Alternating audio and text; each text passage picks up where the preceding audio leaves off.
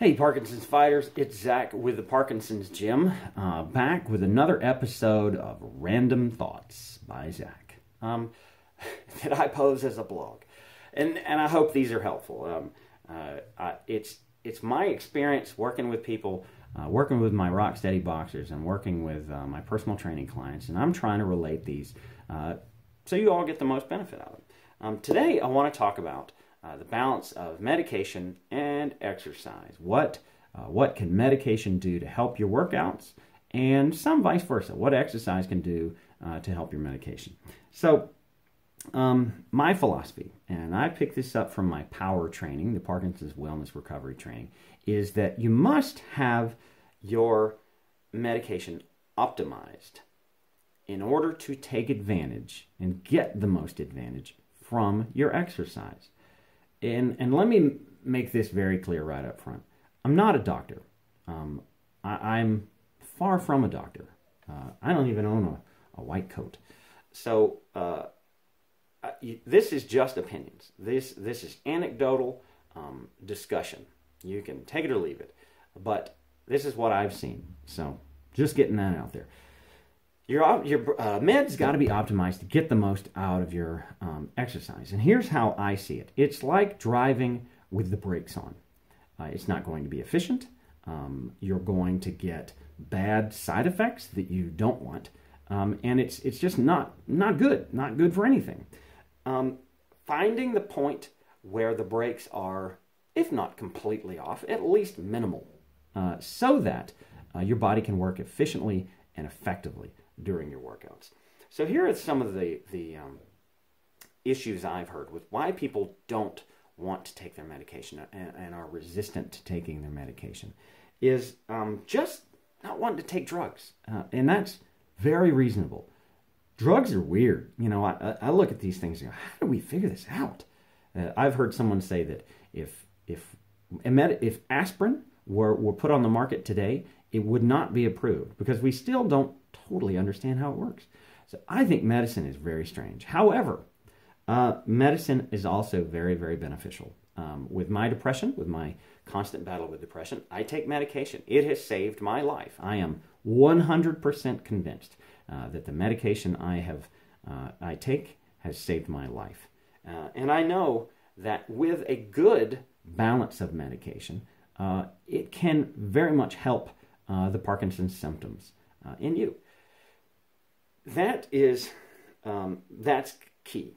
I have gone through a lot of medication. I have just keep eating it. Can't get enough.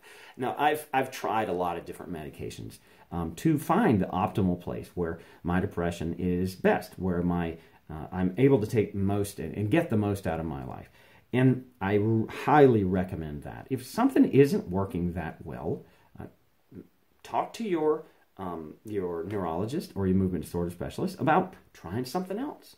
If the side effects are worse than the improvement, really think about changing things over and look at a different variety or a different brand or a different approach. The other biggest drawback that I've heard of people saying they don't want to take medication, they don't, especially the Carbidopa-Levadopa, the Sinemet, is dyskinesia.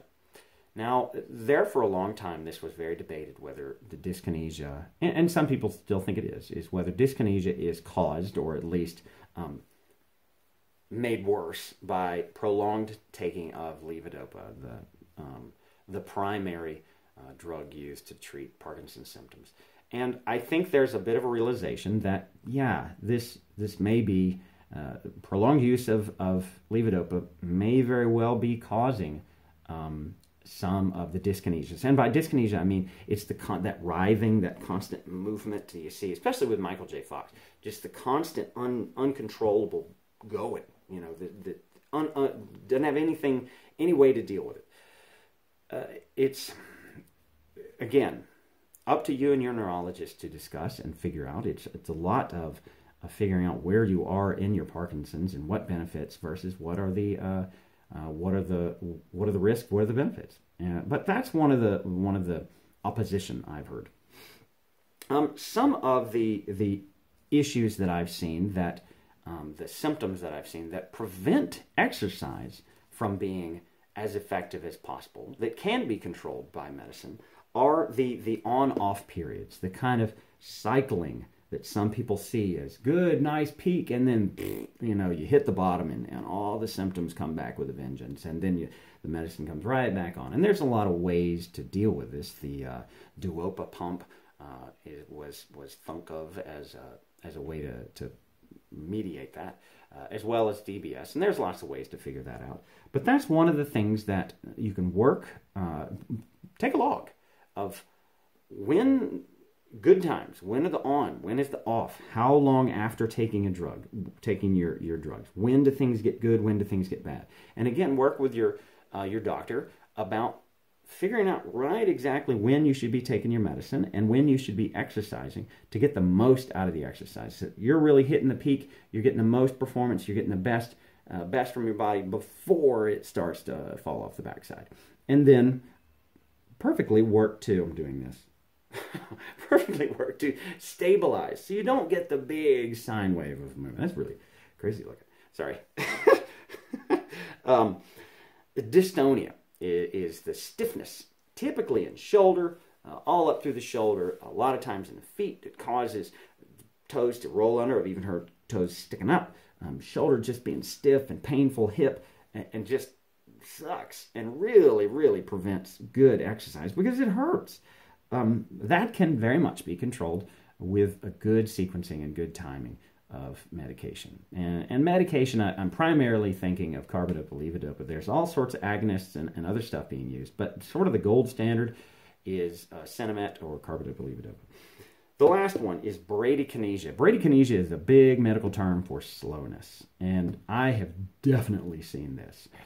It's hard to see the dystonia, the pain, because you can't see pain. But I can definitely see, especially in boxing, just slower. And I can see the frustration in the fighter of just, man, it can do, and they're mad. Good balance, good optimization of drugs will get you some of your speed back, if not all of it. That gives you a chance to really push it up in your workouts and make the most of them and get the most benefit from your workouts. The benefits of workouts, of good, high-intensity, well-designed workout is better, just general better health. They always say nobody dies from Parkinson's. You die with Parkinson's. We want to take on those other issues that may be sneaking up on you due to Parkinson's and make your body such an incredibly hard target for all those other problems that it really never has a chance. That you're so healthy and so strong that you can kick those way down the road, if not eliminate them completely. It's thought that, and we're not totally sure because no one has let us crack open their brains while they're alive and exercising. What is their deal? Probably reasonable. Is that your body either creates more dopamine, I've seen studies for both, either creates more dopamine during exercise or is able to make better use of dopamine due to the exercise or during exercise. So, there's a little bit of that. So that's kind of my take on the balance of medication, the balance of exercise, how medication can help improve and make your exercise that much more effective.